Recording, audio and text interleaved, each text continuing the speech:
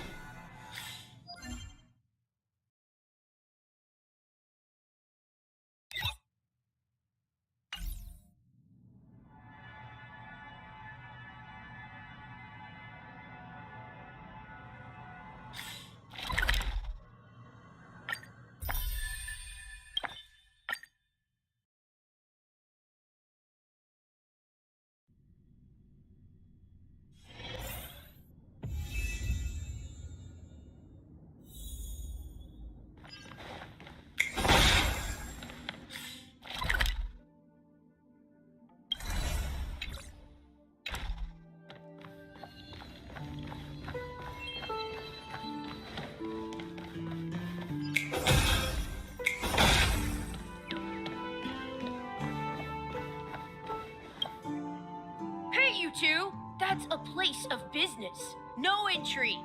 I was requested by Mr. Sunday to bring him the suspect.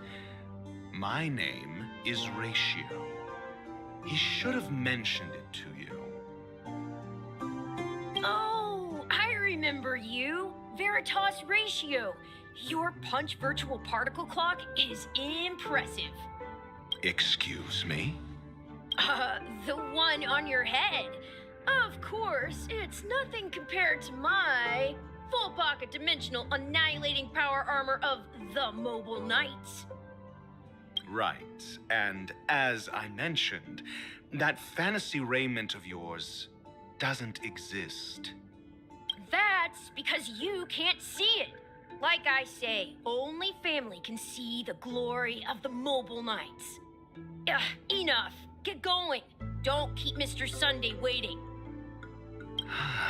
It seems like the idiocy index here is no better than it is out there.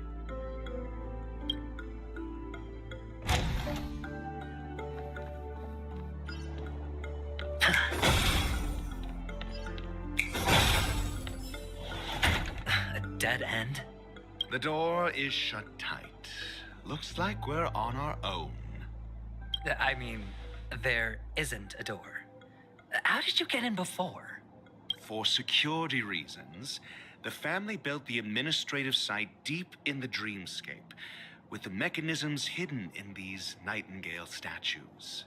On the previous occasion, an attendant named Kona had gone to the side room to verify something before setting the statues in the correct positions. Well, maybe we should do the same. Let's go and take a look. Of course, we can also use brute force.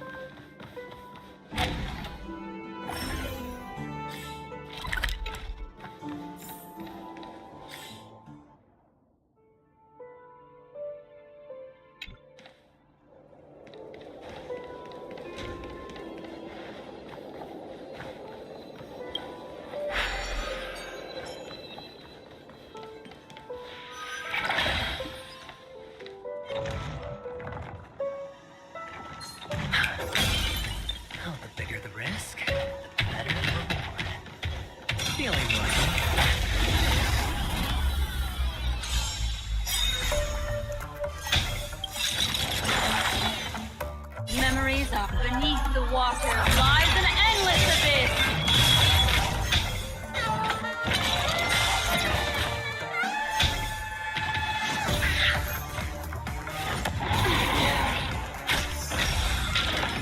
Mind your manners.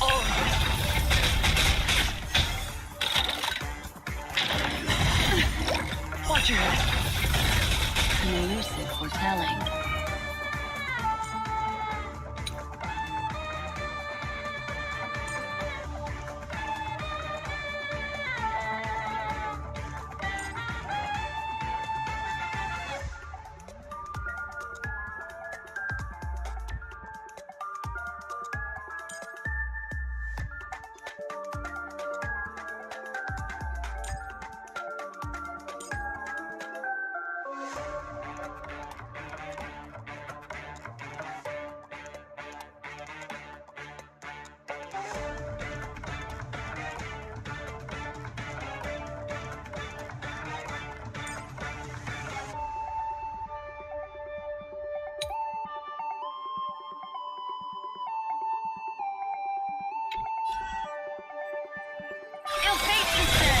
Good times.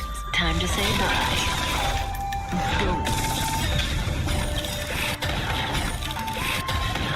I weep for the departed.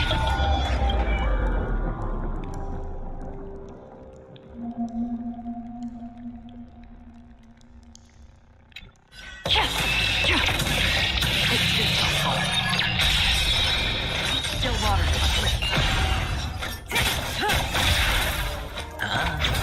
Stand still. Destiny is apparent. Free will, justice, or bliss. May as well kill it. It's on me. No dirty tricks, all right?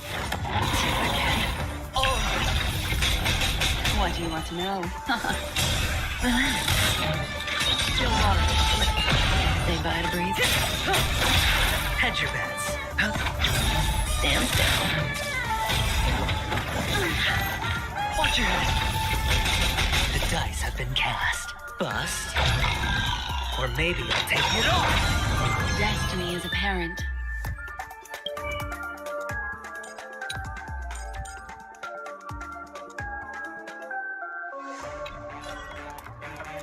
Ill-tidings manifest. I weep for the departed. It's just not far.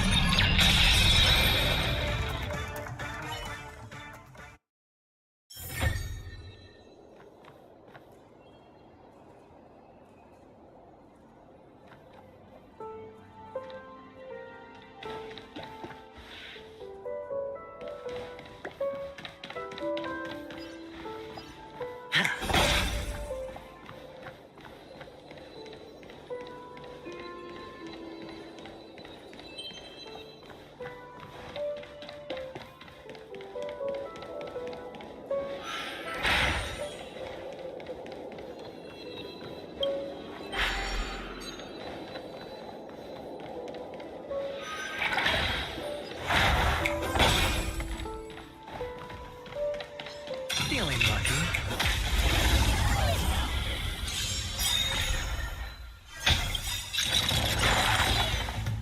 Memories of beneath the water lies an endless abyss.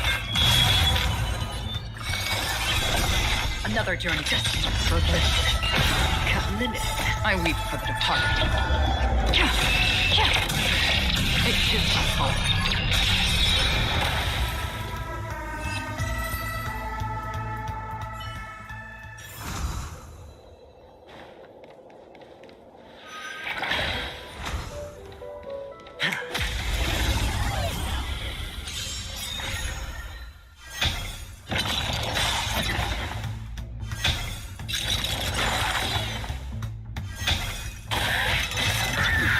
Retribution will find you. Ill-tidings manifest. That's half the work. Still water.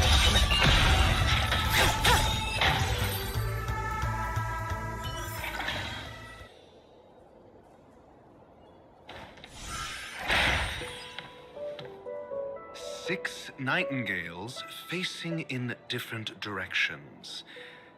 An obvious hint. But are these nightingales? They are. What's wrong? How can nightingales be so huge? They look more like torment eagles to me. There are no eagles in the five families, only nightingales. Why am I wasting time with you on this?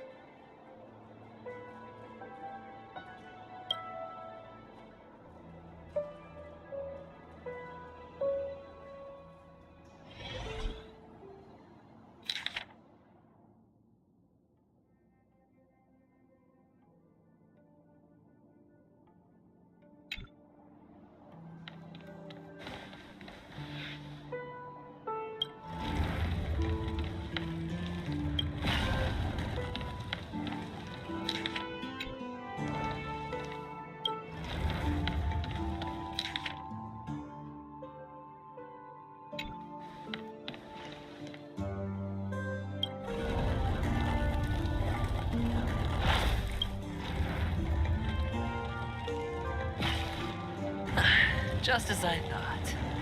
Here's the correct answer. A truly miraculous discovery. Perhaps I should offer you the chance to join the Genius Society. Really? Well, I thought you'd given up on that already. I was being sarcastic. Can't you tell?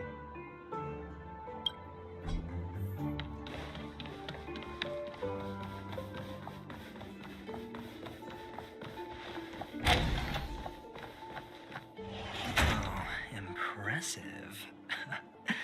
So much for Mr. Sunday's reserved, virtuous image.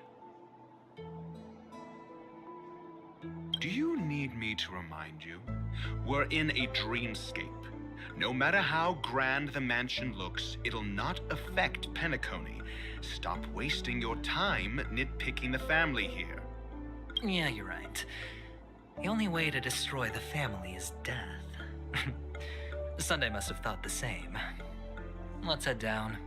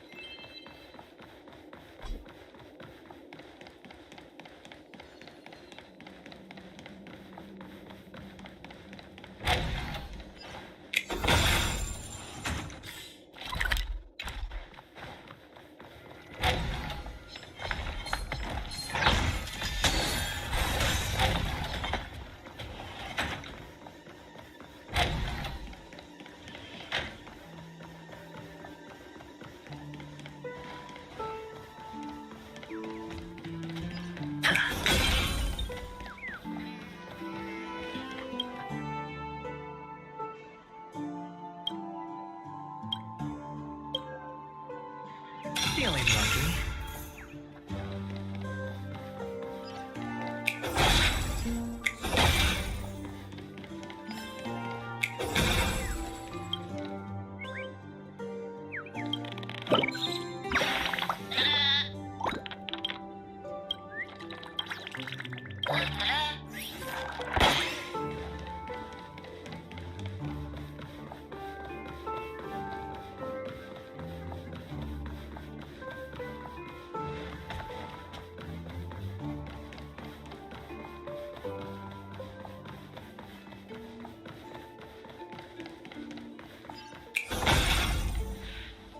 Hold on. Huh? What's wrong? Are we heading the wrong way? No, but this door is locked. My friend? Did you really make an appointment with him? It's a trial. You got to prove your worth to Sunday before you can speak with him. If I'm not wrong, we need to find a way to open this door in the hall, or this place will be our prison. Oh, an escape room. My favorite. Get serious. I've no time for games. Let's head back. The hint is probably in that prominent sandpit. Wow. That's an enormous sandpit. I'd love to build a tall building for myself. Once I have enough savings.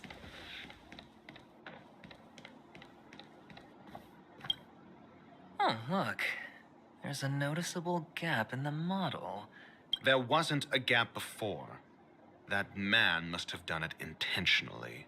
Well, with your brilliant mind, you shouldn't have any trouble recalling what was here last time. Right, Doctor? Of course. Let's look around. When I see it, I will know it.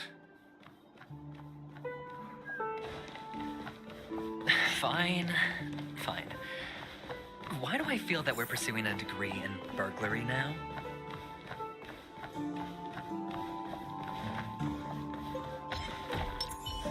Screen 4. Delete.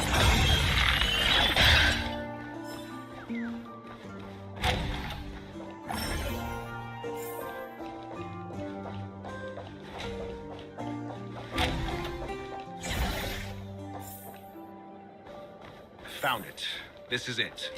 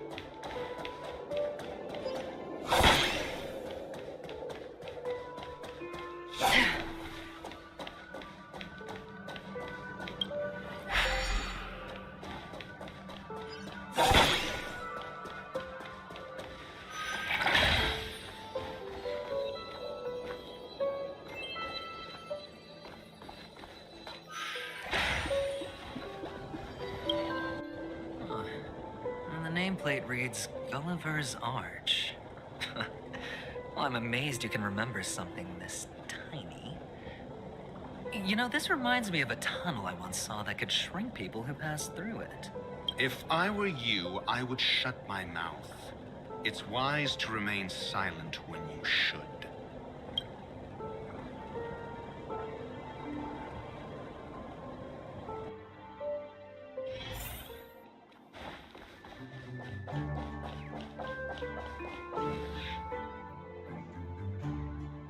Oh, this reminds me of one of those building toys.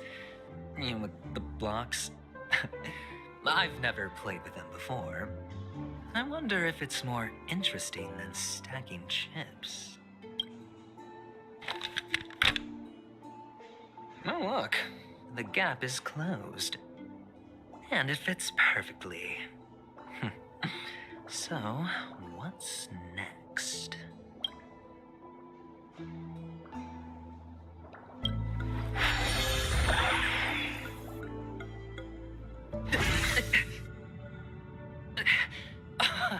Oh, good heavens.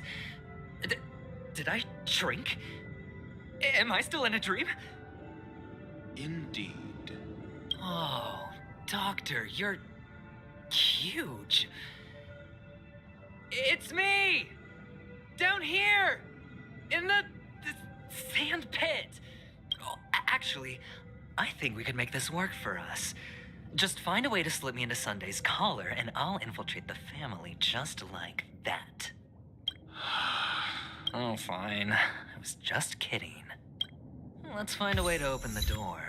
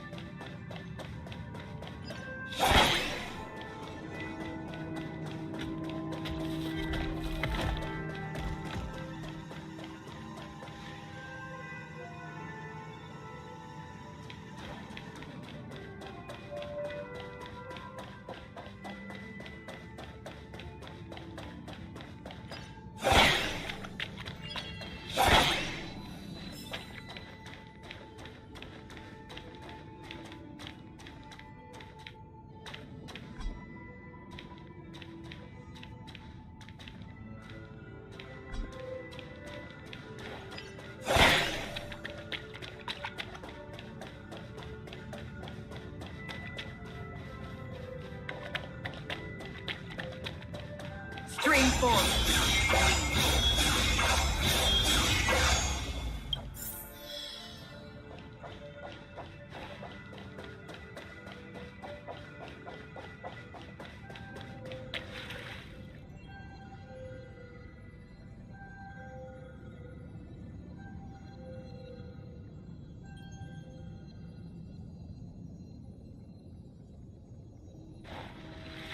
Hello! Welcome to the Golden Hour base model. I am an Oak Soldier. I will be here to guide you through the tour of the base model. Happy to be of service. And tell me about the tour. Hello! Welcome to the Golden Hour base model. I am an Oak Soldier. I will be here to guide you through the tour of the base model. Happy to be of service. Generating guide. Please wait patient.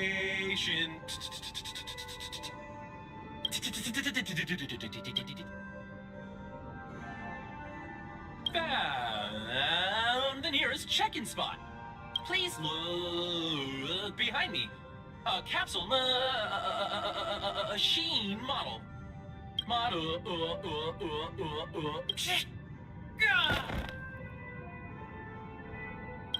What's up with that? Now the family's toys are trying to frame me? I didn't do a thing to it, Doc. You've got to be my witness.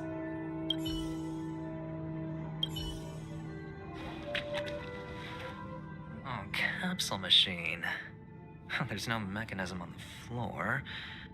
Could there be one at the top? Doctor...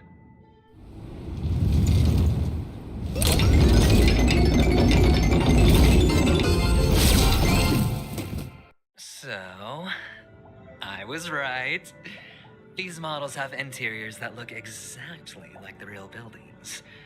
The only difference is that no one lives in them. Funny that Sunday puts a miniature that makes him seem like a giant by comparison, right where he can see it first thing in the morning. Insecure much?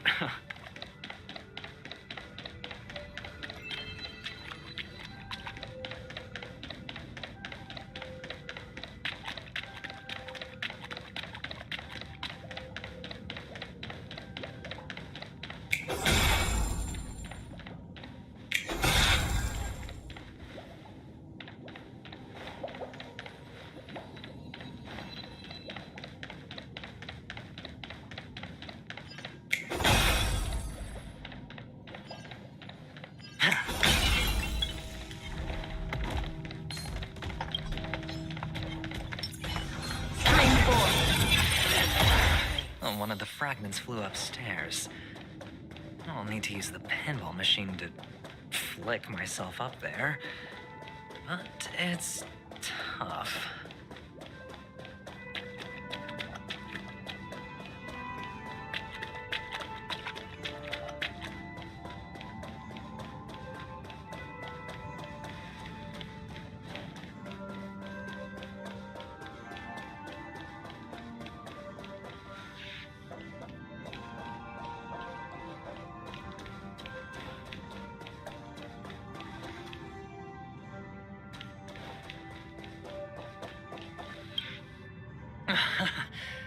Oh, great. There's another pinball machine base here. And it's empty, too. Doc! I'll need your brain power again. There's no need to yell. I can hear you. The pinball machine must be hidden somewhere in the hall. Like the arch. Wait here, and I'll be back in a...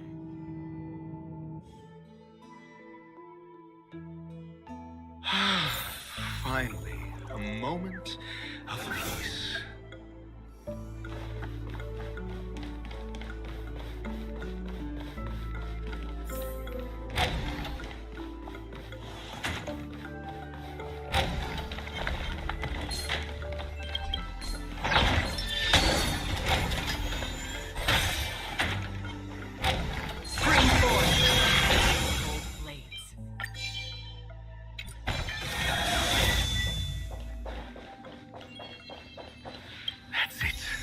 Pleasant moments of solitude are always fleeting.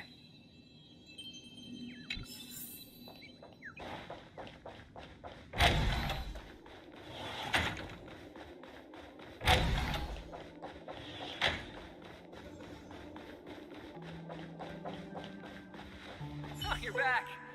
Just place it here. Thank you.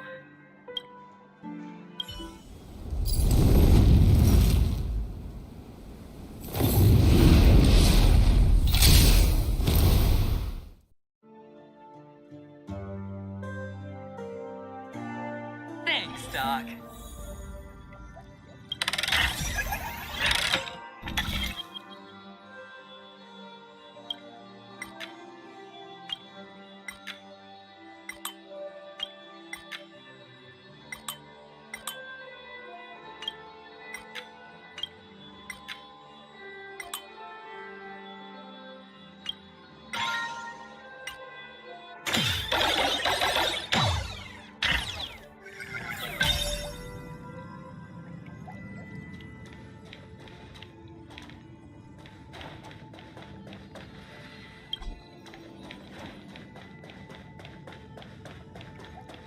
Horatio, you should come in here and take a look. The view here is breathtaking. Finally, you can squash me with just a pinch. If that is your wish, I will do so without a moment's hesitation. All done. Piece of...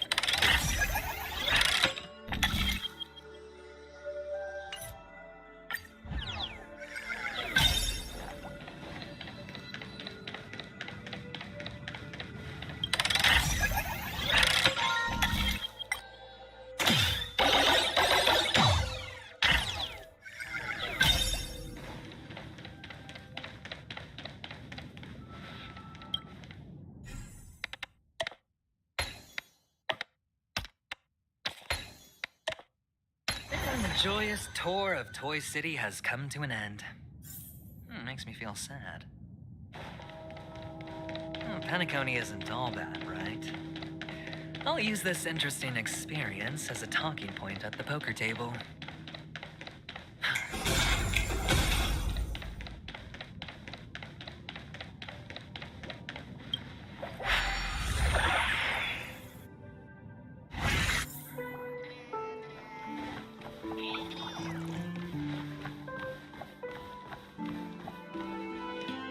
It's a pity you made it out of the sandpit alive. Sunday is just beyond this door.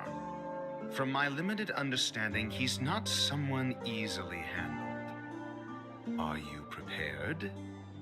Yeah, only I believe he's the one who should be prepared to face me. Tell me about your plan. I don't have a plan. I'll just play it by ear. There are only two kinds of bargaining chips when dealing with people. Benefit or fear. Looks like sincerity isn't in your dictionary. Am I not sincere enough? There's no need to emphasize it. We've got to make good use of death. That man's sister is dead. He won't be able to turn a blind eye, and that's fear. And I'll help him find the murderer. He can't do it due to his status and position, but I can. And that's benefit. On what basis do you believe he's incapable, necessitating the delegation to someone from a rival faction, the IPC? Simple. Because that murderer could very well be a traitor hiding inside the family. Do you mean the Galaxy Ranger whom you accused previously? That was just an excuse, good doctor. There's something wrong with that woman. We need someone who can keep her in check. It's better to minimize the variables outside our control while we execute our plans. Moreover, I need to know her identity. If I'm lucky. She could be an important pawn. And it's good to have more helpful friends when dealing with this matter. But honestly, the murder case is likely unrelated to her. I believe my standpoint. There's a rat in the family. Otherwise, why would Mr. Sunday arrange a private meeting with us? This isn't an interrogation, but a secret negotiation. We'll see. Using Robin's death as a bargaining chip, I'll win back my freedom and power. In the end, I'll ruin this beautiful dream and create the grandest death. If the chance of winning is just beyond this door, even if that chance is close to zero, well, you can't win if you don't play, right? Ah, the charming audacity. To think that you, of all people, might emerge victorious, dear gambler. 3 chips are enough. All or nothing.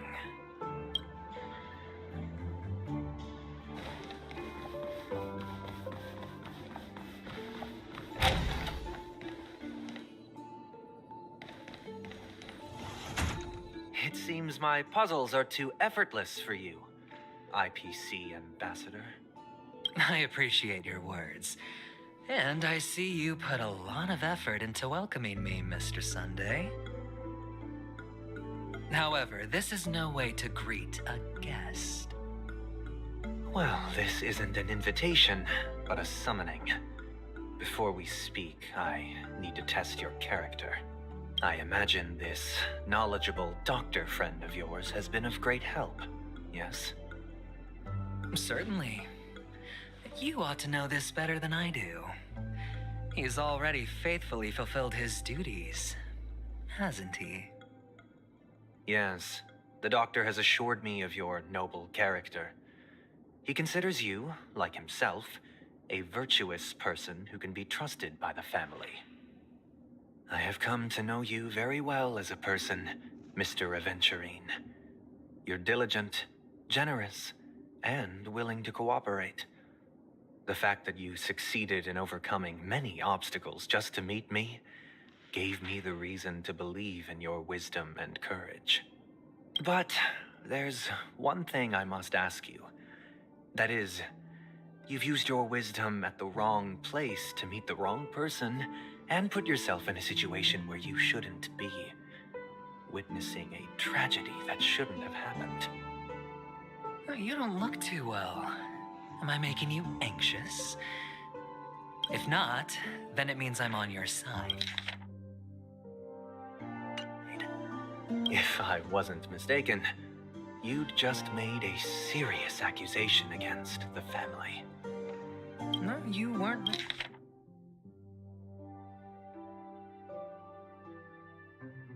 Mistaken. For depravity is creeping in around you. There's no need for us to be evasive. Let's talk about your sister. Your sister's talent is unrivaled in the world of show business. As you know, her voice has been out of tune since she returned to Penacony. What's more disheartening, she can't sing anymore. Who could be responsible for this? Many suspect the culprit is among the outsiders, but I know you hold a different opinion. Now your noble status has become a shackle, preventing you from apprehending the murderer and avenging your sister's death. You're feeling anxious because you're out on a limb.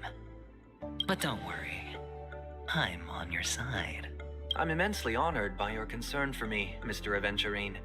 Since you're so selfless and generous, I believe you wouldn't ask for anything in return, would you? Well, naturally, you wouldn't incur any loss from this.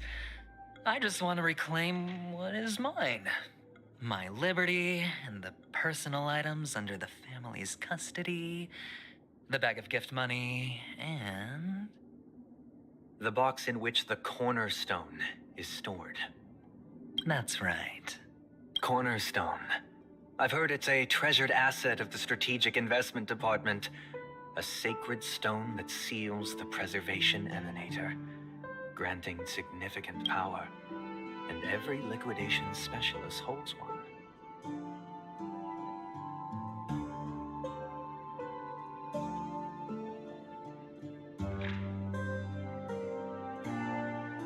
For an object so precious, it probably comes at an even higher price than other forms of recompense.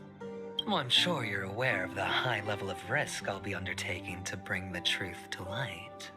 Mr. Aventurine, when you're out and about, do you always make adjustments to your appearance? Your tie should be on the center line. Your shirt must not protrude from your vest. Your trouser creases should be perfectly straight and always aligned with the tips of your shoes. Of course. But I don't, because it's not appropriate to do so in public. You should make sure everything is presentable and in order before leaving the house. I'm not the kind that takes risks. The cornerstone must be in the custody of the family. No room for negotiation. Please, don't let me turn you down twice. Sure. The gift money is good enough. I suppose you wouldn't mind that. After all, a merchant can't function without a bargaining chip. You compromised quicker than I thought. Unfortunately, it's a gambler that needs a bargaining chip, not a merchant. I can give you your gift money. But before that, I want you to tell me. The fact that you can decisively forsake the box you asked for, what exactly is stored in it?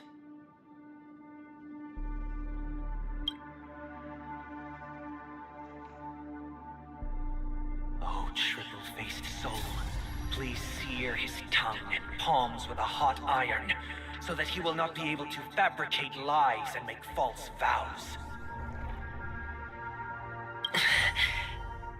What have you done? Under the light of the harmony, all wickedness is revealed. I implore them to shed their light, and I'll ask you questions on their behalf. Next, you have 113 seconds to prove your innocence and gain my trust. And if I refuse to answer? You can try, and we'll see if the harmony rejects you. Question. Do you own a cornerstone? Yes. What a simple answer. You, too, understand that idle chatter leads only to poverty. Did you hand over the cornerstone to the family when you entered Penacony? Yes. Does the cornerstone you handed over to the family belong to you? Yes. Is your cornerstone in this room right now? Yes. Is your memory free from any kind of tampering or deletion, encompassing but not restricted to the techniques of the Garden of Recollection? Yes. Are you an Avgin from Sigonia? Yes. You even know about that? Do the Avgins have any ability to read, tamper with, or manipulate one's own or another's mind? No. Does it matter?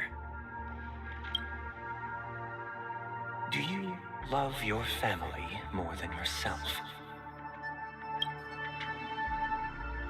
Yes. All the Avgins were killed in a massacre. Am I right? No. Are you your clan's sole survivor? Perhaps. Do you hate and wish to destroy this world with your own hands? I don't know. Interesting. Now, the final question. Can you swear that at this very moment, the Aventurine stone is safe and sound in this box?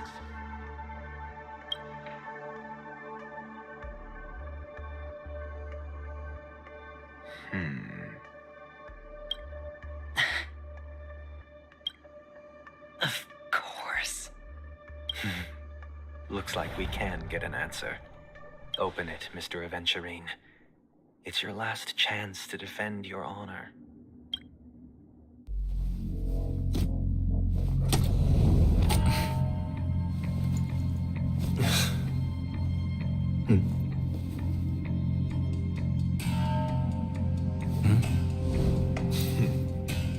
Please.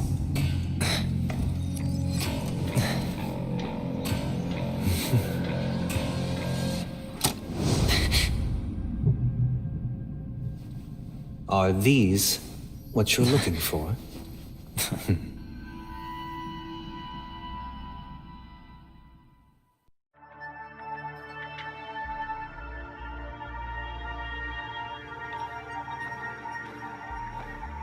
Since you came as promised, learned doctor, does this mean that you are willing to take the side of the family in this farce? What makes you think you can convince me? I've heard you haven't enjoyed Mr. Aventurine's company. I also understand that you're an avid learner who sees the pursuit of knowledge above all. In that case, you ought to realize that a competent scholar knows their position and wouldn't forsake more vital matters for the sake of petty pride. If you agree to assist the family, I'll share our research findings on the Stellaron. You must be quite aware that, besides the family, no other faction is willing to share such information.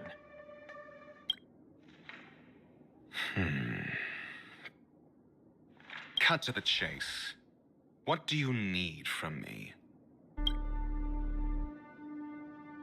I need Mr. Aventurine's comprehensive plan. Haven't you confiscated his cornerstone? You can't expect a featherless bird to take flight. But I've also heard the 10 elites in the Strategic Investment Department have united, progressing together in the interests of the IPC. You'll have to speak more clearly than that. The cornerstone, which Mr. Aventurine surrendered, was it really his? You question whether he would entrust you with someone else's cornerstone.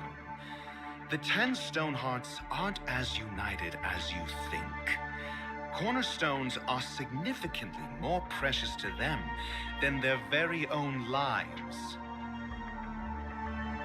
But you know that he's a crazed gambler. The more vocal he is about it, the more cautious I must be. I never imagined someone would share his way of thinking. Honestly, you should see a shrink. Bring it. The box containing the cornerstone is unique, and only IPC senior staff and related members can access it. But I happen to be among them.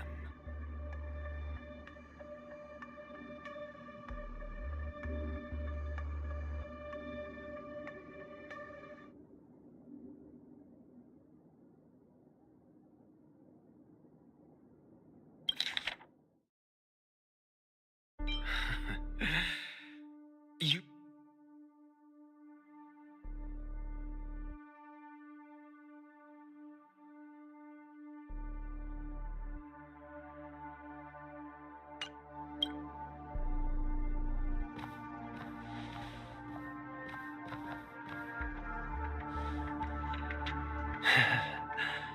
I appreciate it.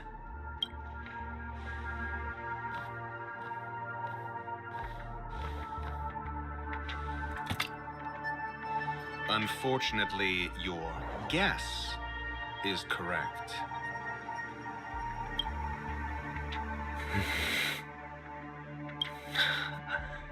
The golden stone. Its color and glow are similar to that of Klepoth's body. This is the very ruse he intends to use to fool you. He won't reveal to you that the 10 Stonehearts chisel their own will into the cornerstones, granting them an unparalleled radiance. And this golden statue is also known as Topaz, not Aventurine, and it belongs to Topaz. So, do you wish to confront him?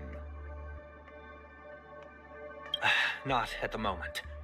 I'm more interested to know the location of his cornerstone. The safest place somewhere you'd never think of. Because he never intended to hide it. In fact, that cornerstone has been in your hands from the very beginning.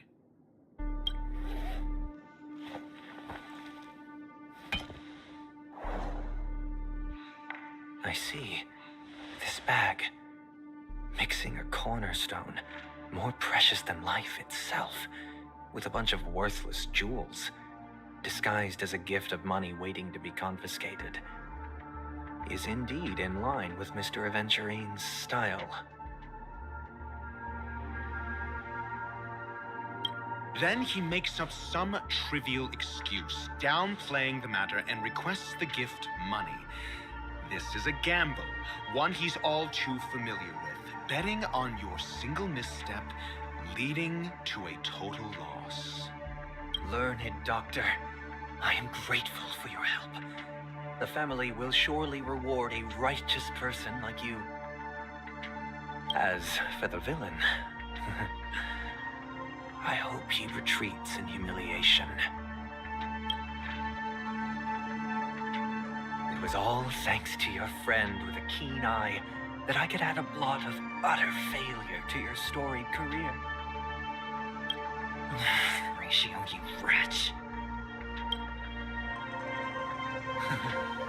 Finally shown your true colors, huh? Oh, and just to remind you, you currently only have 17 system hours left to live. Treasure your remaining time, and savor the delectable aftertaste of defeat. You might as well explain yourself a little more clearly. What I performed on you just now was the Harmony's consecration. You were to show allegiance beneath the illumination of their grace. Yet you acted willfully, uttering nothing but falsehoods, transforming the consecration into a trial. I genuinely see no reason to absolve you from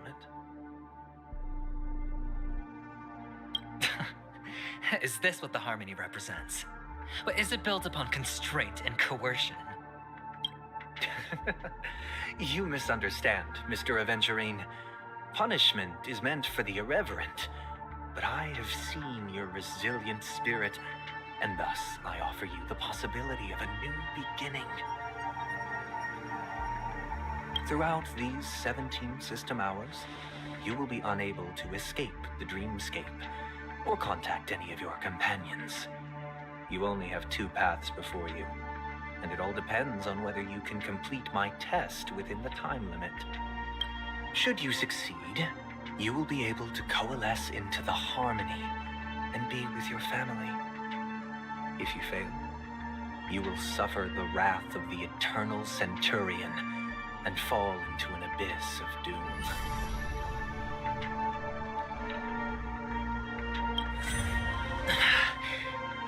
Sounds like I'm gonna end up the same either way. I indeed do need a servant to help me uncover the evil hidden in the family from an external perspective. I will purge the evil from the inside and bring the real culprits to justice within 17 system hours. When the time comes, compare your findings with mine. If both our findings align, or if you can provide me more insights, then they will truly be able to grant you mercy and honesty. Shameless hypocrites. You took everything from me and still demand the truth? That isn't fair. Your carnival reeks with the stench of cash. Nothing is achievable without it. This is meant to be an act of personal virtue, not requiring the family's support. Your bag is over there. Do as you please. I believe you can trade this bag of worthless jewels for everything you need. That's what gamblers excel at, isn't it? Off you go, Mr. Aventurine. You are free. I will wait here for your good news.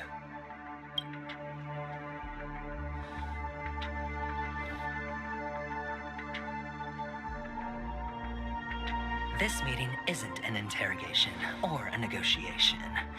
It's an outright execution. Why would I do that, Mr. Aventurine? I'm just wondering what a passerby who stumbled upon a scene of a murder could have found out. That's all.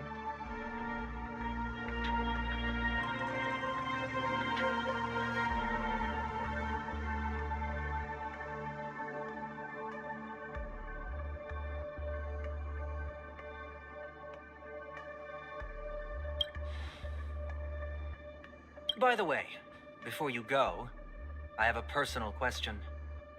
What is it now? Do you truly wish to bring about the destruction of this world?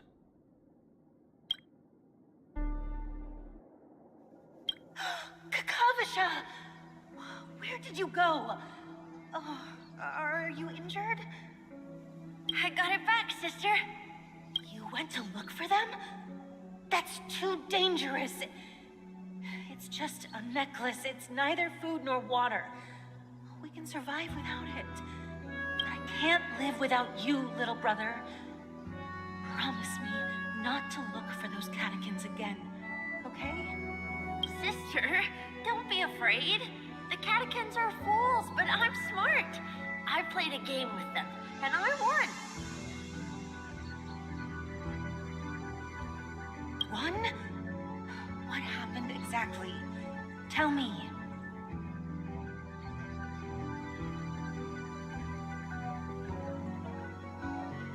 I made a bet with them. The two birds in the desert and me. Who will die first? I won. They suspected me of cheating, but I didn't. I won fair and square.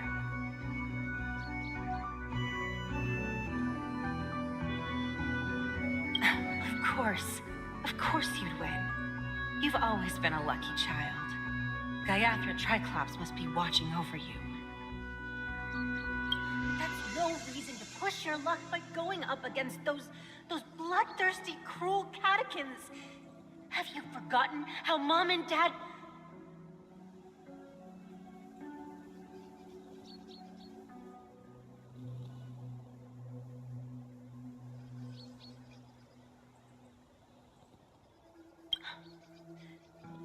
Look, this is just a necklace. But Kakavasha, you are my only family. I'm sorry, sister. I thought you'd be happy. Because Mom left you this necklace. There'll be no next time. It is important, but not as important as you, my dearest brother. I don't blame you, but you must remember what Mom said. Pain and poverty are the trials of Gaiathra Triclops. She has also granted us a chance. And that's your good luck, Kakavasha. Your good luck is the most precious wealth we, all Avgin, have.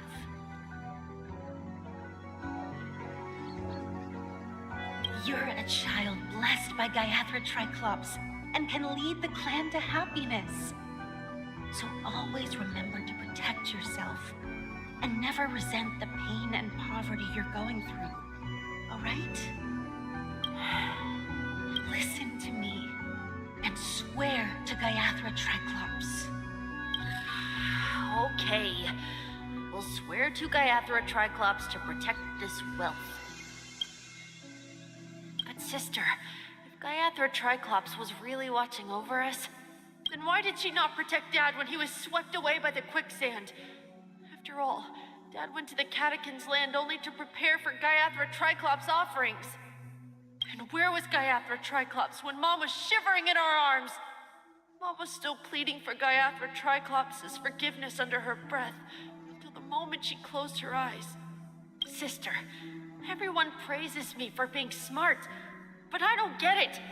If every rainpour was Gaiathra Triclops' forgiveness and grace, then how bad were our sins? So much so that we were born in this world of death?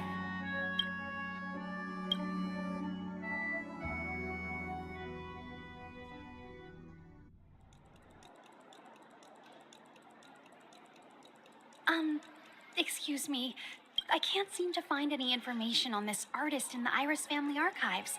The photo you provided also doesn't show any matches. Just as I thought. I'd like to ask, what kind of traces do people leave when they enter a dream? Are you referring to the records when you enter the dream pool? The equipment will monitor physiological indicators such as heart rate, blood oxygen levels, and body temperature in real time. This data will be included in statistics and handed over to the family for the screening of any data anomalies. Immediate action will be taken once any illegal behavior is detected. Please rest assured, your vitals are monitored in case of emergencies, allowing us to wake you if necessary. This is all for the safety of our guests. Can I trouble you to access the records? I apologize. The hotel does not have access. This information is managed by the Bloodhound family. We can only gain access if there's a problem. Looks like nothing can be found here. At least we know who to look for next. We can ask the Bloodhound family for information. Thank you for your assistance, Miss Allie. By the way, is Miss Robin doing fine? We are looking forward to her performance. Fine? What does that mean? Is there something wrong with Miss Robin? The preparations for the Charmony Festival have been proceeding smoothly, so I guess things are pretty good. I believe she will be able to put on a spectacular show for all of you. I'm sure. Sure enough, no one knows about Miss Robin. I'm not surprised. But that Miss Firefly is truly mysterious. There's no information on her in the hotel system. Even if she's a stowaway, she should have a disguised identity after entering the planet. She's also in the running for the legacy. How is she going to sneak into the dreamscape unnoticed? Is there any other way to enter a dream? Besides the hotel room's dream pool? The Memo Keepers have abilities that are difficult for normal people to comprehend. In the memory zone of Penacony, they thrive effortlessly, a fact proven to us by Black Swan. The hacker girl from the Stellaron Hunters used extraordinary means to unlock the Dreamscape Hotel's seal. According to the scene witnessed by her, it is likely that they are behind Miss Firefly's case. The Garden of Recollection and the Stellaron Hunters. Both are possible, but what about the IPC? Since they want Penacony all for themselves, they're bound to have a plan. Who are you guys? The Bravo team has arrived at their designated position, ready to execute armed evacuation operation. Boss, get moving! Armed evacuation? Boss, aren't you drunk?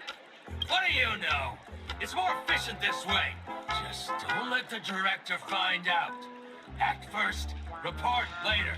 Understood? Help me! I spent all my year-end bonus on the snowball! I don't want my name on the department's major disciplinary notice!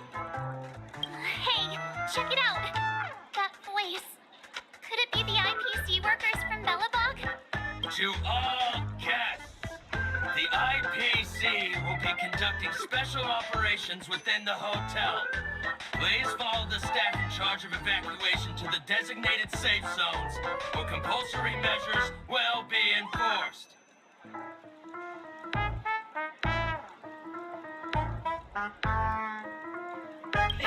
I'll request a beating for you lot!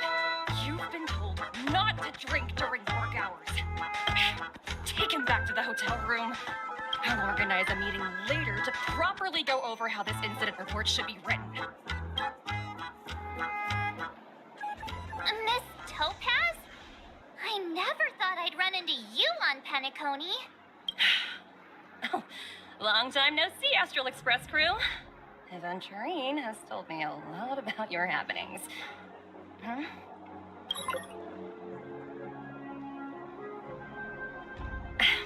It's fine. Do as I ask and try to avoid any conflicts with the family. Report to me before taking any action. Yes. All right.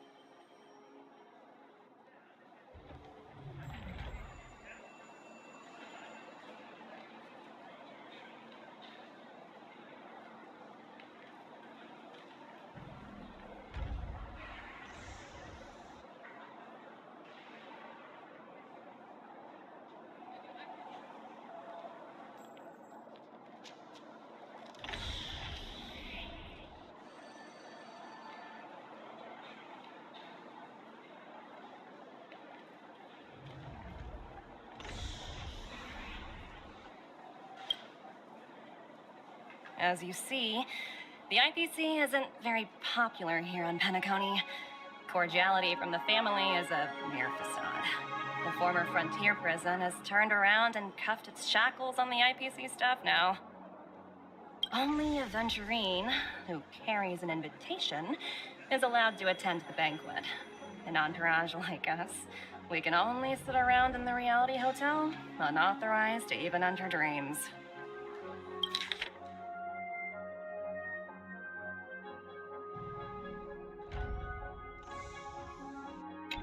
No wonder Aventurine's scrambling to partner up with someone.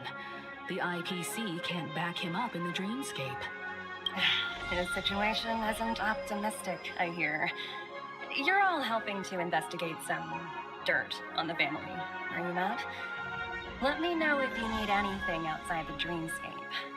The IPC always treats its partners well. Thank you, Miss Topaz. We're on our way to the Hounds to verify some intel. Perhaps you've had dealings with them? Yep. They're tailing us right now. Why not go and talk to them? It'll take the spotlight off me. Being constantly stared at is really uncomfortable.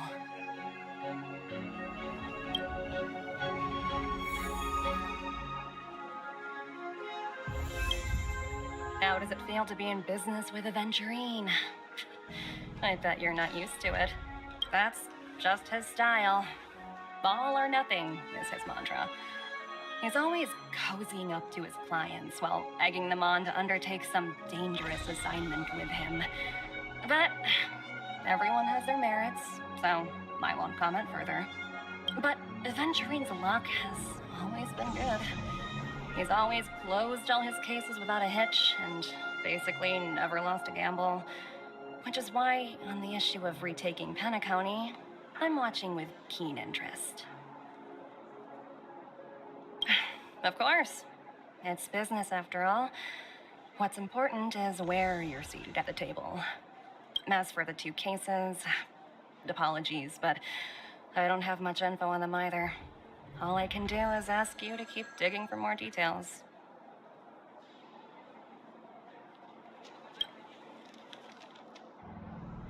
Please, continue to investigate the case. All I can do is sit tight in the real world. I look forward to hearing your progress.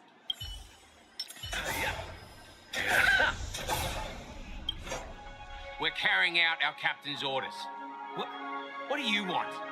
We made a mistake last time, and we're working hard to rectify it now. We don't have time for anything else. Surveilling the IPC executive Topaz, ensuring that she stays put at the Reverie Hotel during her time on Penacony. We've got the right one this time. So that's it.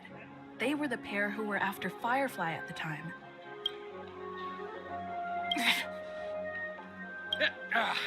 It's you again. Back for more trouble? We're not afraid of you this time. Well, spit it out. Stop bothering us if you've nothing important. So you know each other. Why do you keep running into people you've beaten up before?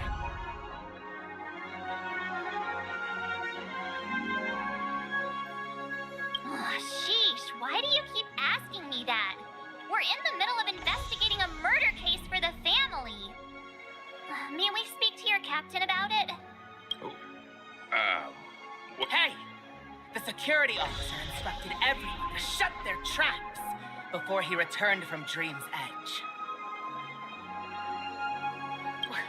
What murder? You'd better stop spouting nonsense. Yeah, that's right. We have nothing to report. Please leave. Looks like they're not going to cooperate. But they did at least tell us that the captain is at Dream's Edge. Why don't we just look for the security officer then? It's probably Gallagher, the one she mentioned, right?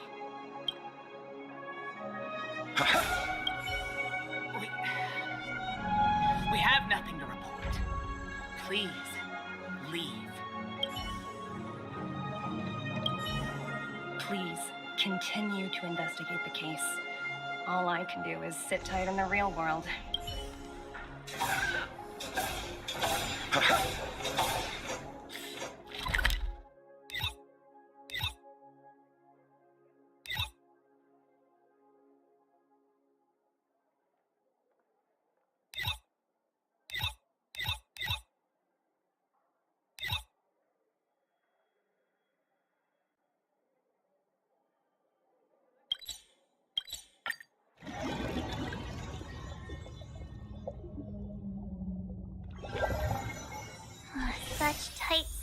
security. I bet they're stumped by the case as well. Constructing dreams is something. Gallagher. Gallagher. Where?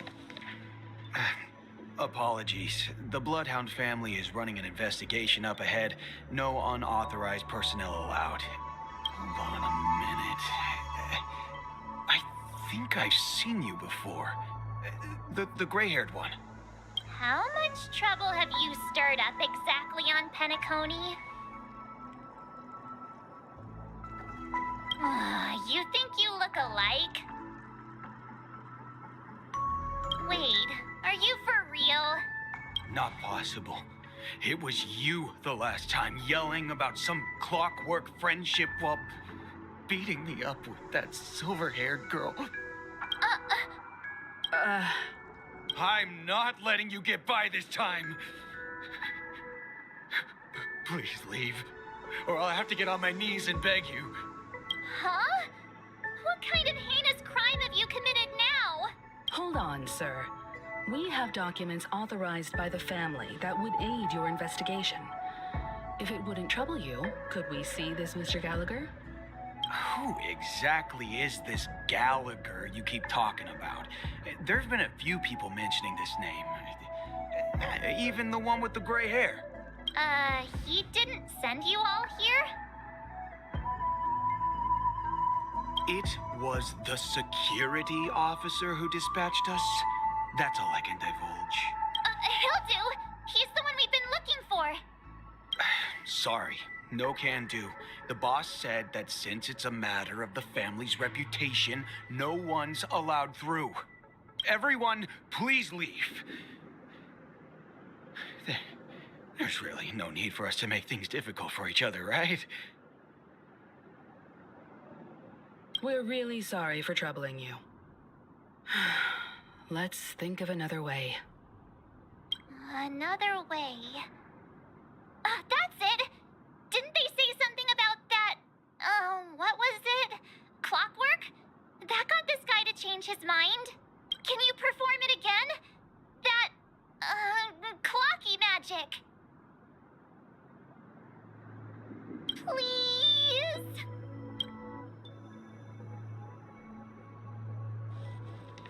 Sorry, no can do. The boss said that since it's a matter of the family's reputation, no one's allowed through. Everyone, please leave.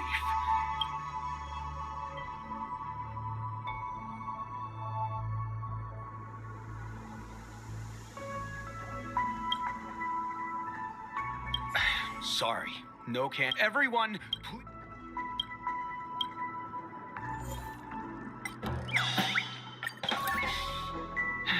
Let me see what time it is now. Whoa, it's this time already. What? Time to clock out. And no one's gonna stop me. What? Huh? This clockwork trick of yours, it's kinda dangerous. At least he won't be getting in our way again. Let's go find that Gallagher and ask him the intricacies of the case. I was wondering what all the commotion was. Huh. Oh, it's you guys. Welcome.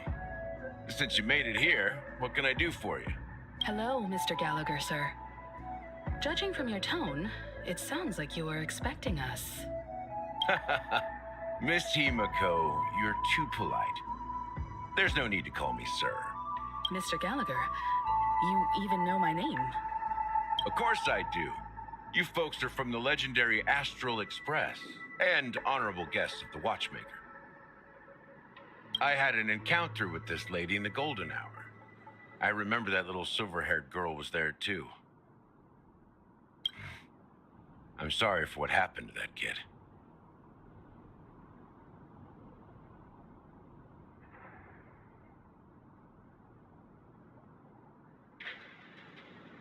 This is also the reason why we've come to visit you, Mr. Gallagher. The Express can't just overlook the death of that child. So we've decided to help the family get to the bottom of it, in the hopes of getting justice for her. The Nameless involved with the family. What an unpredictable twist of fate. Why? What's wrong with the family? It's nothing. On Penacony, everyone loves the family. No matter how much one resists the beautiful dream, when the time comes, they too will find it hard to let go. Who wants to leave a warm nest? Just idiots, little kids, and inebriated fools. Mr. Gallagher seems to be getting at something. Oh, you got it wrong. I'm not. You want to discuss the case? Sure, come with me. This is not a good place to talk. Let's go elsewhere.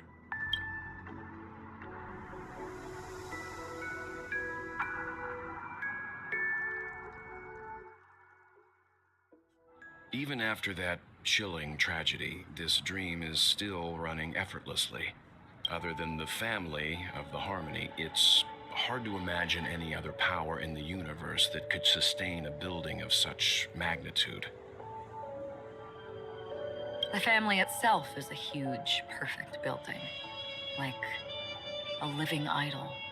Each member of the family sees themselves as a piece of the divine puzzle, revolving around a singular core and a shared ideal.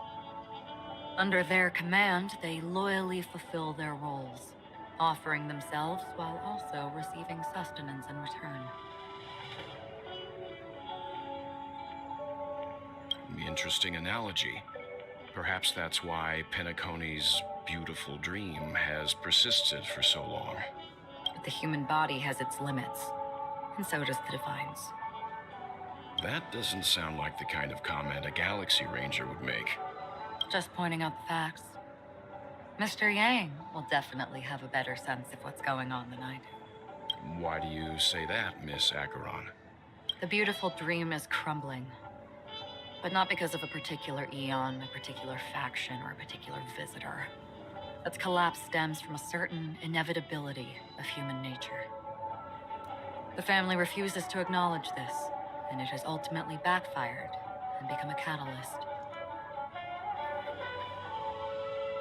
As people immerse their souls in the dreamscape, where consequences and pain cease to exist, and only ease and pleasure prevail, they draw closer and closer to necrosis. Regardless of the perceived bliss, death looms as the inevitable conclusion. Also, this necrosis will diffuse and spread. One piece of the puzzle's mutation will eventually cause the entire building to shake, break, and crumble. In the end, the dreams that people built in the name of freedom became the cage that imprisoned them. I'm sure you've gained a lot from this trip, Miss Acheron. Are you willing to share your findings with me? Of course. That's if I remember.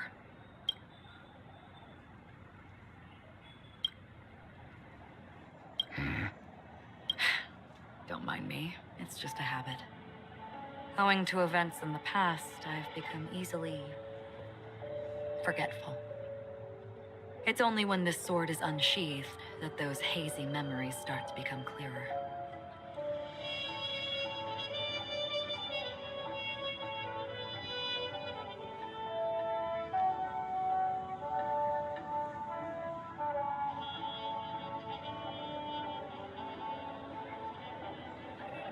Take your time. That should do it. I vividly remember everything that occurred on Penacony. Ask away. The moment of daybreak.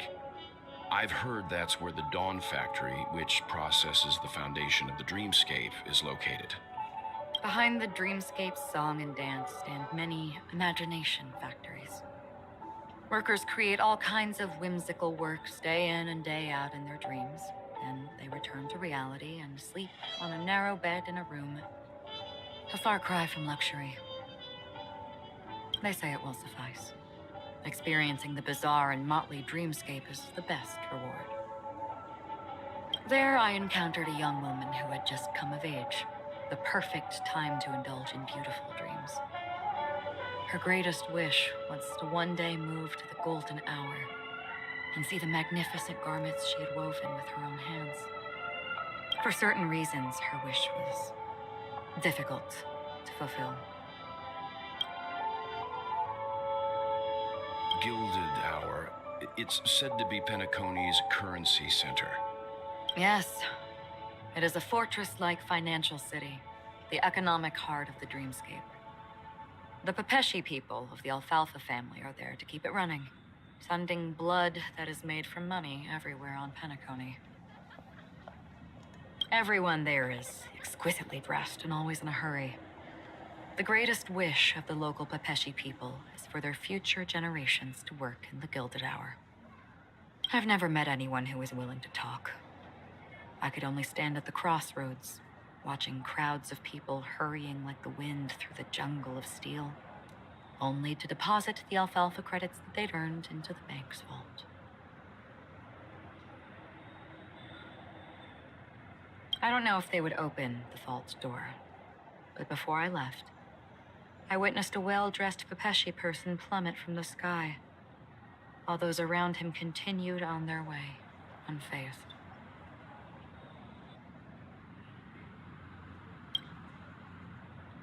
I hear the Blue Hour is very romantic. Do you have any tales to share? Perhaps Mr. Yang has heard. There is a large boat called the Aventurine anchored along the Sea of Dreams, where soft music and dancing persist endlessly every night.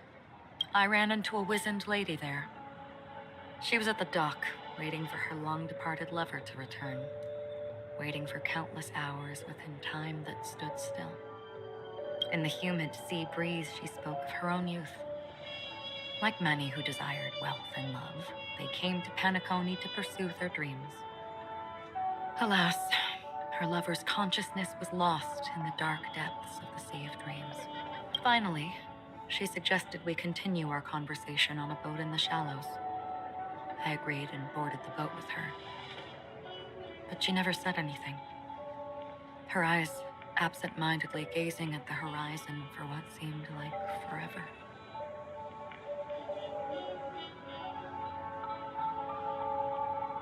Finally, we retreated to the beach. The dreamscape of chic, luxury, and consumerism, the moment of dusk. My companions have been there too. Then you all must have seen those who are attempting to realize their dreams. Or have realized them, scattering money as if it were dust and betting it on all or nothing. Everything has a price, and everything can be bought or sold. Even dreams themselves. I saw an Intellitron there, who was preparing to auction himself.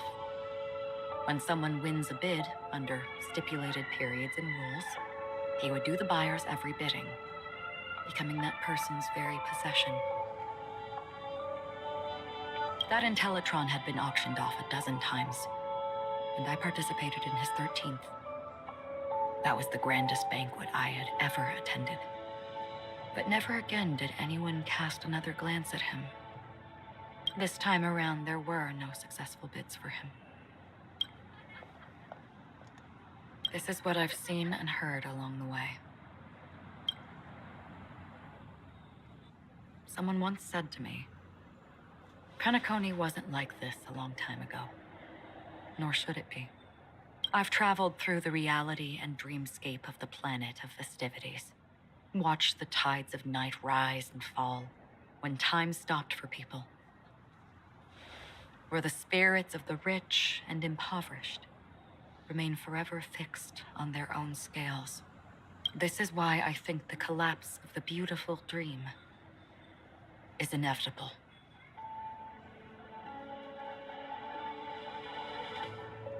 There might be a way to change everything. Perhaps.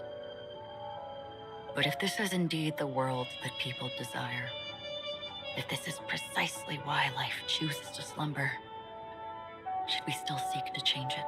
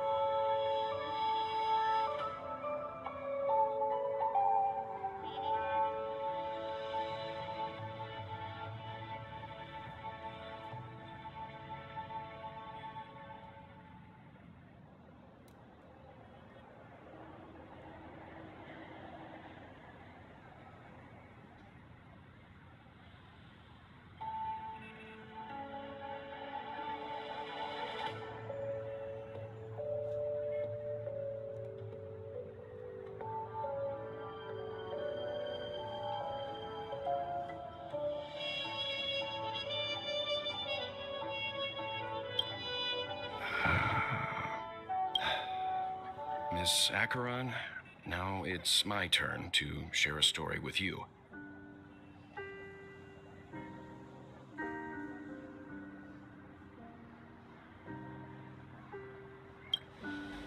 There was a man from my homeland who, at a time when the world was grappling with deep, unhealable pain, made a choice. He wove together the dreams of everyone in the world, linking people's dreamscapes, and shouldered this burden himself. From this, he created a giant, a spiritual atom. And since that moment, the giant stood between heaven and earth, becoming the pillar of the world's existence. As a price, those who found it hard to move forward, who could not advance, forever lost their future. They slumbered in a dream, devoid of disaster and pain, living out their days peacefully in the man's created utopia. And it is because of the wishes of those people who wished not to awaken that this spiritual atom became unbreakable.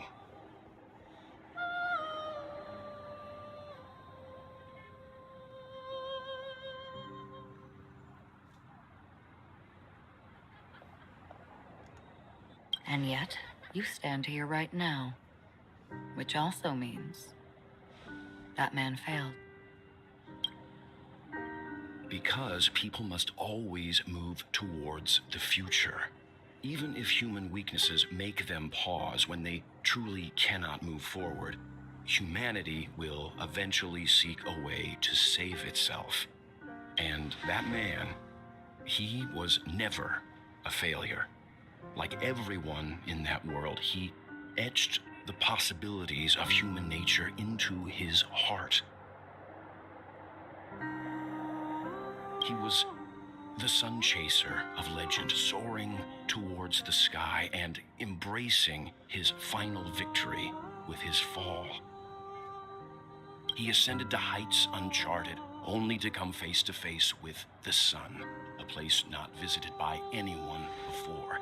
His wings would melt because of it, only for him to fall into the sea. And after that,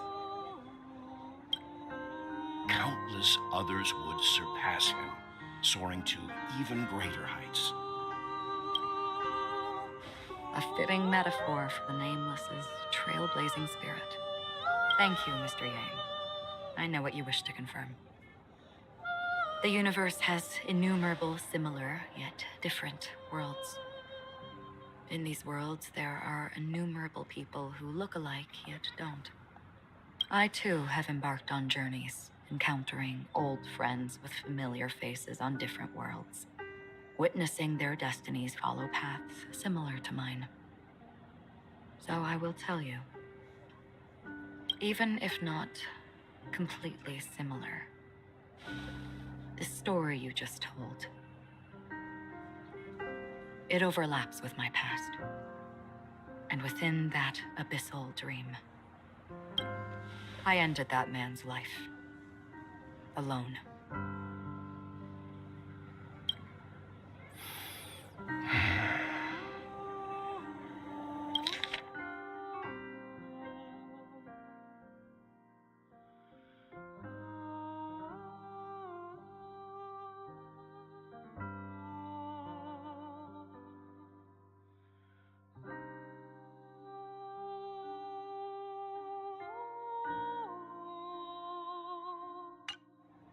I am not who you think I am, nor will my home be as fortunate as your world. I am sorry. It's fine. I don't mind, so long as I can alleviate your suspicions. There's something I still wish to know, Miss Acheron. Under that representation of the hunt, exactly what sort of power is it that has motivated your solitary journey thus far? Mr. Yang, before answering that question, I wish to continue the previous topic. I like your analogy very much. Indeed, birds are born to fly.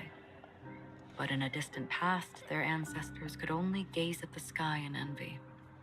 They saw that faraway ray of light from above the heavens, piercing through the clouds and blanketing the earth. And so, time and time again, generation after generation, the birds spread their wings and took to the sky, attempting to touch its ceiling, all because the sun was there.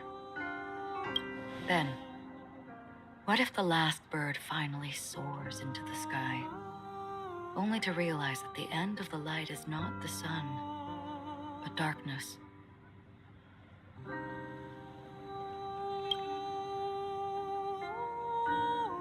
Then why, exactly, do we even walk towards the light?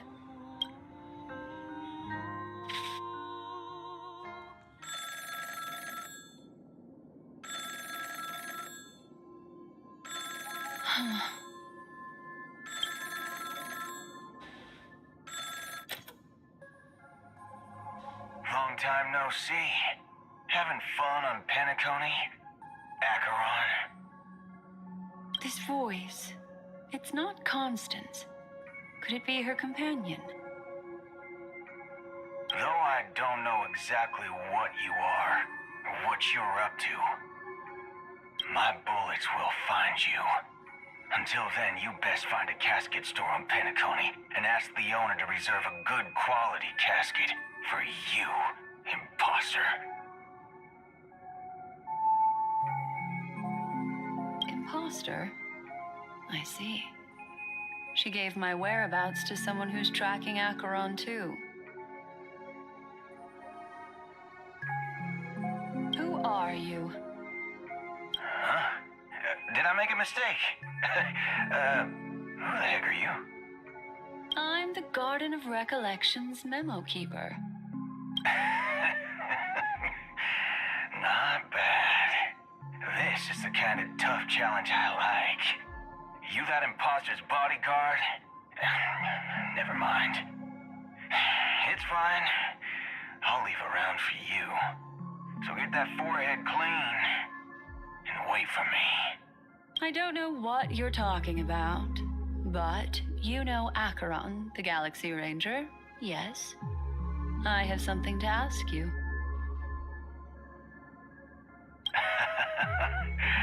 Are you asking me to write your will?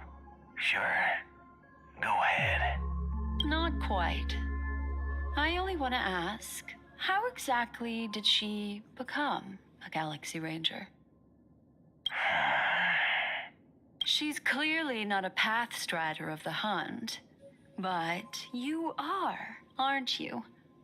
Tell me, what's Acheron's deal? Sure. Heck, never thought I'd come across an ally. What a stroke of luck. Well, I'll be on Penacony soon. Memo keeper, go buy a bottle of Asdana's white oak and warm it up, and I'll raise a glass to you. That lady's passed. Well, nobody knows. But if all you want is a simple answer, sure, you best get a chair and take a seat.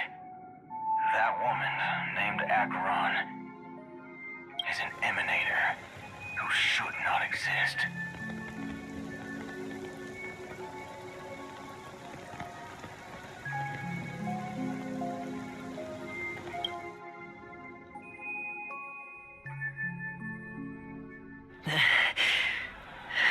You look pale. Or is that also part of your act? I didn't think you'd have the nerve to show yourself. I thought this was exactly what you wanted. After all, I faithfully fulfilled my duties as you instructed. Just tell me if you can't hold on any longer. So, the genius of the Council of Mundanites wants to be my Undertaker now. My, what an honor. Yes, And I'm pretty sure the people at the Strategic Investment Department would love to be notified of your death in due time. But let's not forget, you won't be seeing them, because I'm the manager of this task. Great. Then tell your people that Aventurine is ready to go in 17 system hours. Oh, you've got a lot of nerve. How exactly do you plan on completing your task while your hands are tied by the Harmony? Well, my conversation with Sunday convinced me that there's a traitor in the family. That they hold the secrets of Penacony. So, I took the opportunity to set everything in motion. I even managed to recover the gift money. Things haven't gone this smoothly since I walked through the doors of the Reverie. Now I'm only one step away from victory. Let's just wait and see. Sounds like a very elaborate way of saying that you failed. That's all I can say. Have you forgotten, Doctor? You betrayed me. Go. Do what you must. I look forward to the sight of the IPC fleet surrounding Penacony. You've achieved what you desired, haven't you? That's true, but what's your plan? Did you conceal an orbital support beacon in that gift money bag? Well, who knows? Maybe that's why I'm handing out cash even when I'm about to bite the dust. You are indeed a gambler. An insane one at that. Maybe I am. Who knows? Fine. Here, take this. Open it when you're on your last legs. You'll thank me. What's this? Medical advice?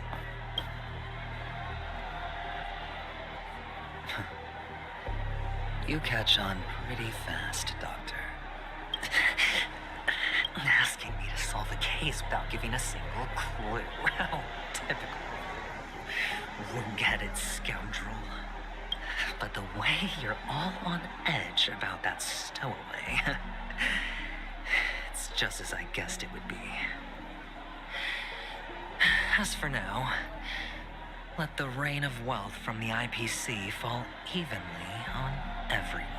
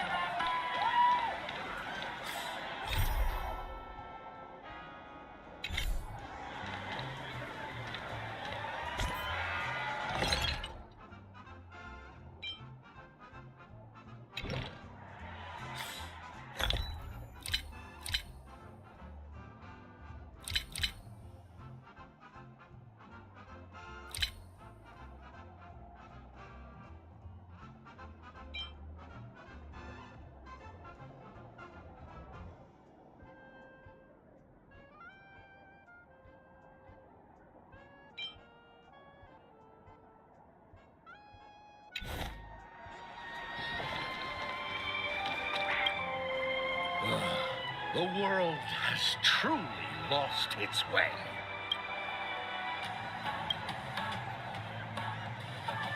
You.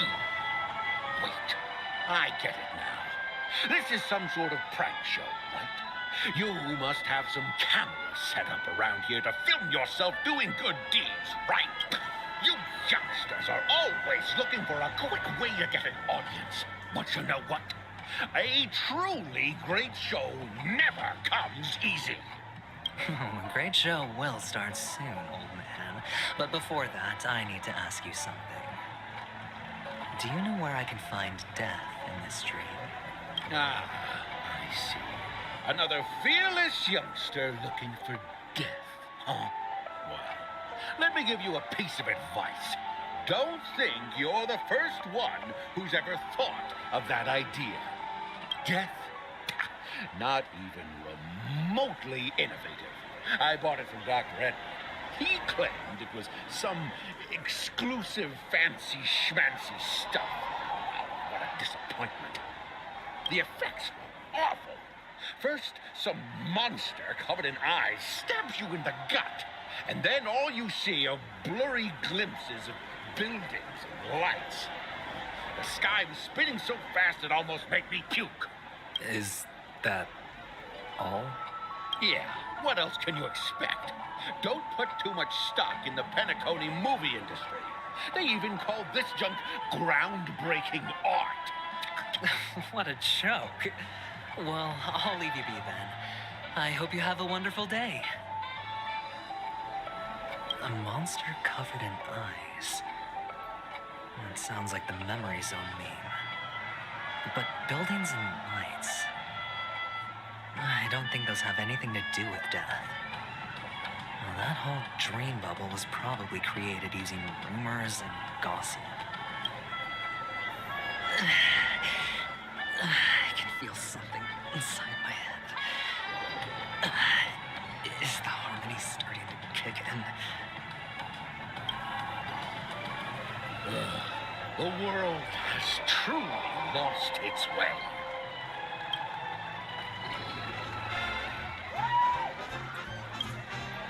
Would you be willing to support my performance? And keep the Song of Beauty alive in the cosmos? Wow, how fabulous! But why would you give such a wonderful gift to a random stranger like me? Well, you see, I can't bear to see anyone in this sweet dream suffering from poverty. That's incredibly kind of you. Thank you so much, sir. If you ever get the chance, please, feel free to come by and indulge in my singing. Sure thing. Oh, by the way, do you happen to know anything interesting about death? Death? That's a pretty scary topic, and it doesn't really match the mood of this sweet dream. Well, you see, I'm a tabloid reporter collecting ghost stories in Penacony. As you know, the more chilling the stories, the more attention they get. Maybe you could help me out. Well, if you're up for some gossip, it's not about death, but there have been some rumors about a guest at the reality hotel who fell into a deep sleep and didn't wake up. It was like they were in some sort of coma. Nobody knows what caused it, but luckily the customer eventually regained consciousness. Well, all customers are under the protection of the family after all. Thank you. This will make for a very juicy headline. May Shibe protect us. Unexplained coma. That's actually what happens to your body if your brain dies in a dream. But unfortunately, the customer ended up waking up in the end. The disturbing voice in my head. It's getting closer.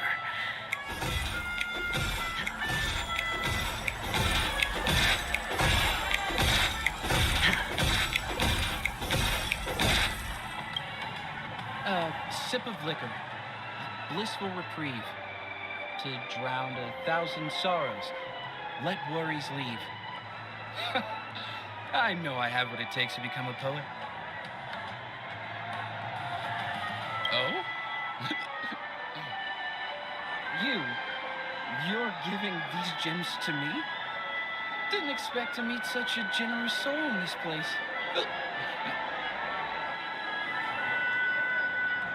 Or are you just pitying me? Well, it really doesn't matter. As long as I have Soul Glad, that's enough. This is just a dream after all.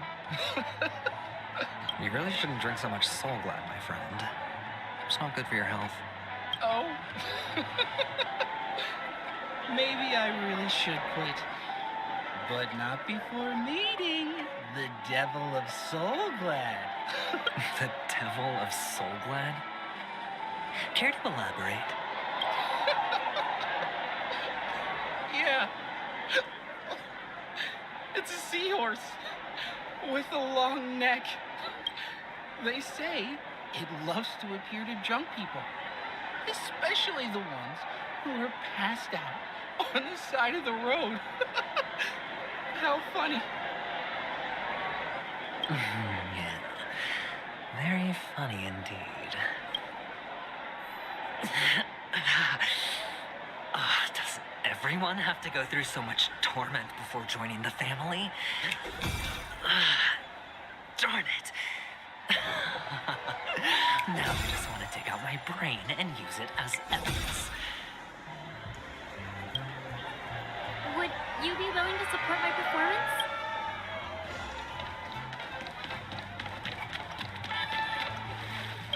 Sip of liquor. A blissful reprieve.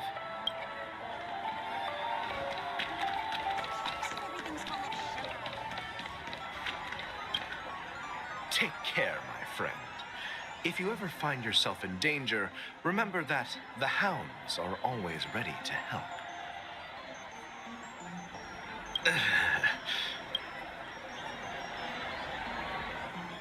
You don't look good, my friend. If you need assistance, I can contact the hotel and have them wake you up forcefully. That won't be necessary. I have some business to attend to.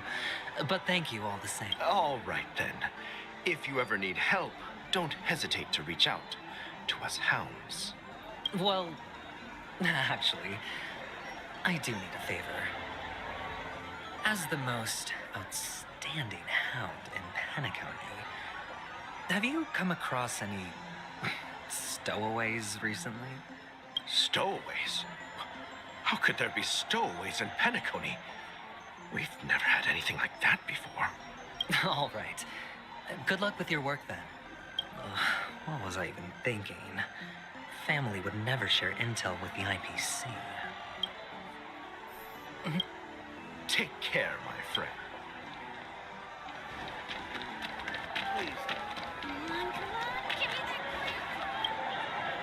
You want to talk to me? Sure, but nothing too sensitive, okay? Huh. Wealthy people have fancy ways to enjoy this dream. But to be honest, I've never seen anyone who gives out money to others like you. So, are you trying to be the prince from the tale, handing out his gold leaf garment and melting his lead heart in the fire? I'm flattered. I'm no prince, and I just thought these gems would help you speak. So, as an investigative reporter, maybe you've heard something about death? Ah, another curious soul. I see. Well, that was actually the topic I was most into when I entered the industry. But my boss shut it down. How did your boss talk you out of it? Well, she simply said, covering baseless urban legends like that would make us look like some third-rate tabloid. I thought about it, and she had a point. Reporting on stuff like blowing out birthday candles and getting spooked by nightmare ghosts isn't exactly professional material. Guess she's got a point. Thank you for sharing.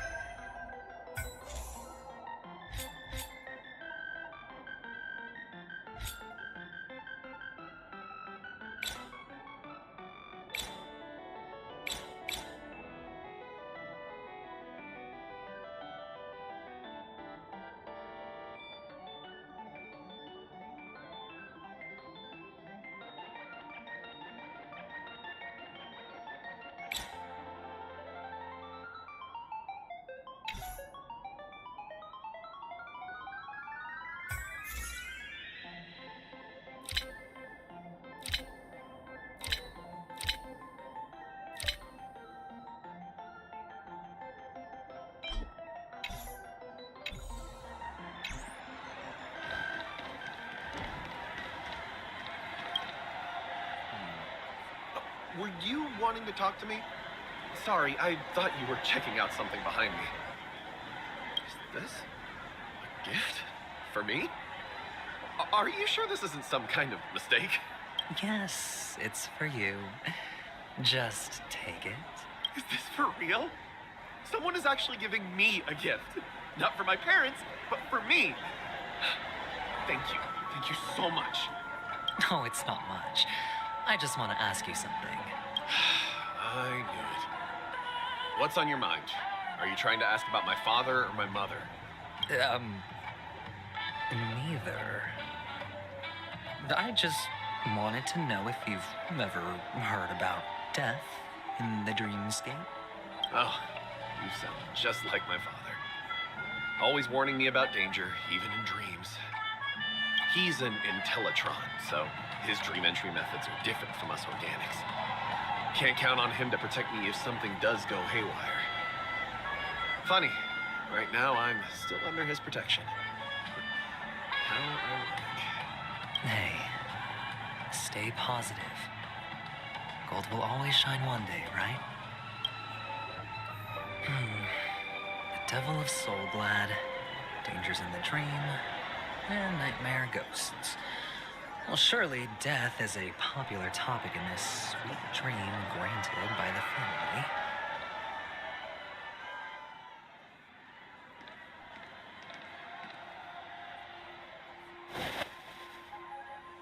Remember what I said. You Sigonians are better off hiding in the sewers. Look at you, snooping around and sticking your nose everywhere.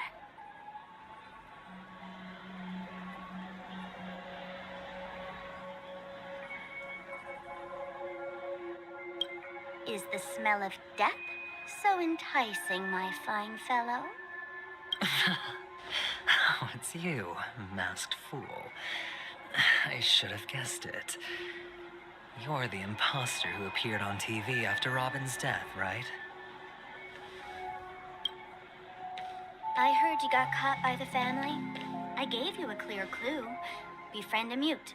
Simple and straightforward, you know? And what did you do? You messed it up and ended up as their prisoner. I told you to make friends with a mute, not become one yourself. You really let me down. What do you mean? You know better than I do. Who watched the little songbird that couldn't sing perish right before their eyes? You did, Blondie.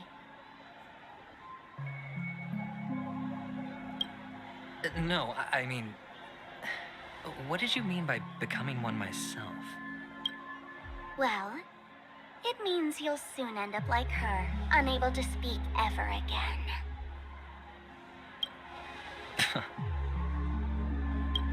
But it's a good thing if you ask me, because... Because I'm getting closer to the truth, right? Oh? Why else do you think I'm handing out cheap trinkets all over the streets, fool? All part of the act. Fool's bait. The more pathetic I seem, the more likely you'll come sniffing around. So, now that I've drawn you out, will you reward me with an answer for my efforts? Why should I help you? Don't you want to see Penacony descend into... chaos? Well, I can make that happen. I just need an answer to one question. Back then, when you asked me to find a mute,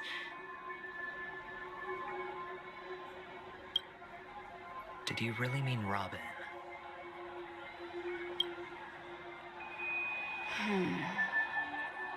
And what if I say no? Then I'll thank you. Oh, the word no has never sounded so pleasing. Well done. I admit I underestimated you, but what difference would it make? Let me tell you something. There were 2 mutes, but one is dead now, and the other, though he's still in Penacony, I'm afraid you'll never find him again.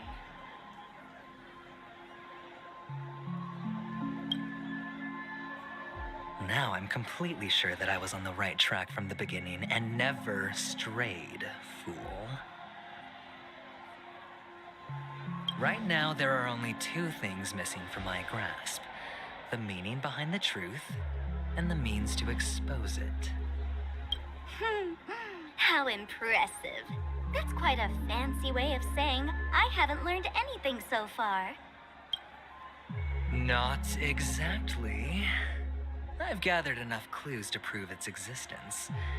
And that's enough for me. As for the answers to my questions, I'll find them within 16 system hours. Oh, really? Only 16 system hours? Well, let me lend you a hand. Here you go. This is my precious, mutually assured distraction button, and I have one just like it. When either of us presses it, the other and the whole of Penacony will go up in smoke. If you're really so desperate for the IPC to take over Penacony, blowing up the chessboard isn't a bad idea. Start from scratch. That's where the IPC excels, right?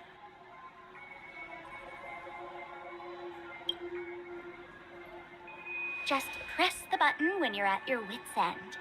And of course, feel free to reach out to me for my hospice care, too. Oh, a deadly button, huh? Well, I guess the family didn't take your threat seriously at all. Otherwise, how on earth did you manage to bring it in here? I have my own ways. That's all you need to know. Well, I'm afraid I'll have to decline your offer. Who knows if your little gadget will actually work. By the way, I have no plans to search for the other mute friend you speak of, but it's good to hear that he's still here in Penacony. I'll handle the rest myself. I'll orchestrate a grand finale for the downfall of the family. And at the climax, the walls will crumble, people will wake up, and those who couldn't speak will find their voices again. When that time comes, go ahead, press the button, light up the sky with a magnificent fireworks display for me. Catch you later, fool. You're still talking big, but sure, if that happens, I'll stay true to my word. Just don't let me down now, okay?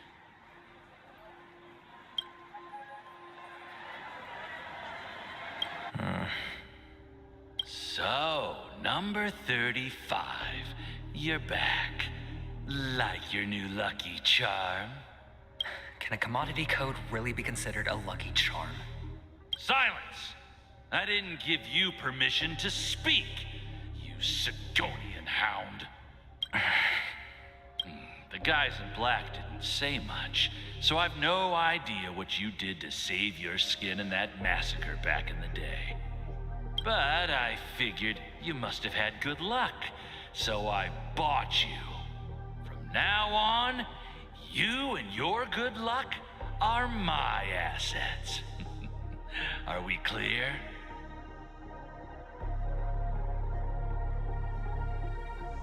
Your first task is simple. In addition to you, I've purchased 34 other slaves.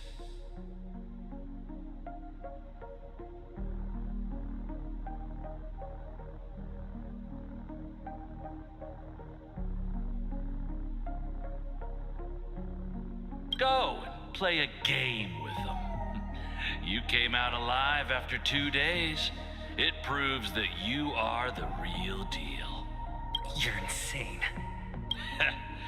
Testing out if you're a good product. Aren't you worried that the money you spent on me will go to waste? I've got stacks on stacks, Blondie. The slave market is never short of self-righteous brats like you. But you look good. And that's why many customers are betting their fortunes on a scrawny brat like you. So go along now and don't let your master down. How much did you spend? What? My price. How much did you pay for me? Huh. You really want to know? Well, it was 60 tanba. No more, no less. I'll take my chances. 30 tanba. If I come back alive, you'll give me 30 tanba. Deal? Are you trying to strike a bet with me? Oh, you've got some guts. Yeah, sorry, but that won't do. Don't forget your place, slave. You're not qualified to be at the table. You're just a chip. A life thrown away in someone else's hands. Either you come back with more chips for your master, or you never come back. It's all or nothing. Don't embarrass me, my lucky hound.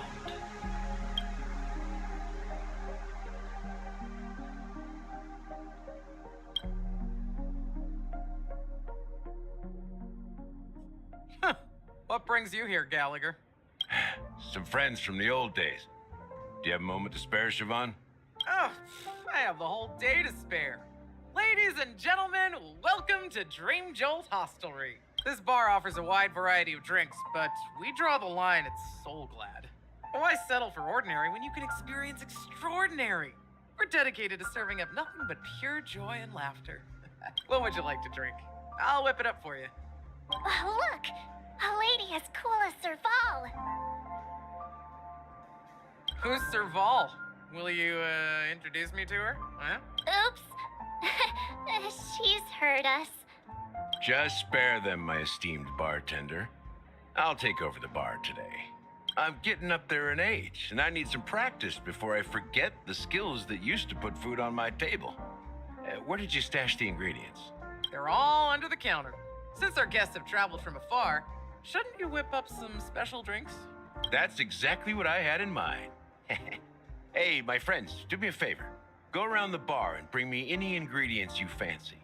The discussion might take quite some time, so I'll prepare some customized, non-alcoholic drinks for you. In the bar? But aren't all the ingredients right there on the counter? Why, we're in a dream, my lovely lady. You can help yourself to anything if you wish for it. Comfort, hunger, confusion, or even boredom. It's all within reach, right at your fingertips. Oh, did you hear that? She just called me my lovely lady. Even in reality, mixing drinks is more than just throwing ingredients together. A bartender needs to capture the bar's atmosphere, master technique, and spin a tale of mystery and anticipation. Only then can a perfect drink crafted with a customer's life story be created.